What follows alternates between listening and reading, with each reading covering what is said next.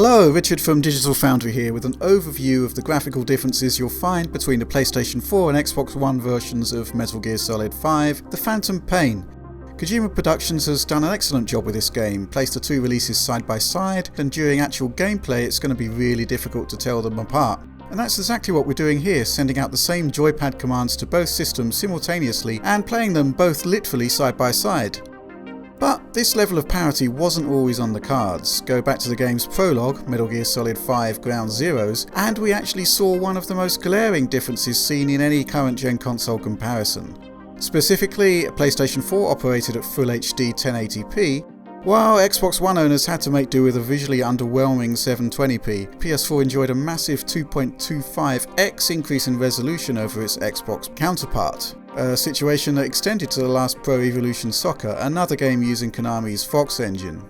It seems that the 720p situation wasn't really to do with the lack of GPU power on Xbox One, more likely it's 32MB of ES RAM. That's a cache of extremely fast memory used to enhance overall performance, but unfortunately it's a touch too small for containing a large amount of render targets. Dropping resolution to fit those targets into the ES RAM was the easier option. But for The Phantom Pain, Kojima Productions put the work in to push resolution to 900p, a straight 1600 by 900.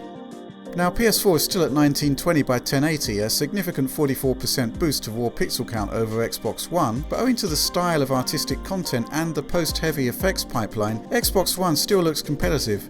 In most cases, there's just a slight blur that you're unlikely to notice in most gaming conditions, unless you're literally running both versions side by side or you're playing right in front of the screen. However, there are some indications of the lower resolution on the Microsoft platform. Hard edges and sub-pixel detail do show up with higher levels of shimmer. So check out this shot as we home in on Mother Base. Post-processing is at a minimum here, so the harsh edges of the structure stand out a lot more where resolution is lower. Similarly, this shot of Snake escaping the hospital again highlights how obvious geometry edges just look a touch better when you have a higher resolution frame buffer available. Thankfully though, obvious examples of the resolution increase aren't exactly prevalent throughout the game, and as we said, Xbox One looks very close most of the time. Indeed, it's fair to say that there are far more similarities than differences between the two versions of the game. Take this shot for example. Level of detail is effectively identical with environmental detail appearing at the same points on both platforms as we gallop through the scene. Popping isn't really an issue on the current gen versions of Metal Gear Solid 5, and we found that both versions are basically identical in this regard. However, you will note that texture filtering seems to be of a very slightly higher grade on PS4, so the path ahead retains a little more detail at oblique angles on the Sony console. Another PS4 advantage seems to concern Subsurface Scattering, a technique used by developers to more accurately map the way that light interacts with human skin. On PlayStation 4, the effect is in place throughout the game, while Xbox One seems to omit it completely. And that's a strange state of affairs since the effect was in play on both versions of Ground Zeroes, and indeed the PC version.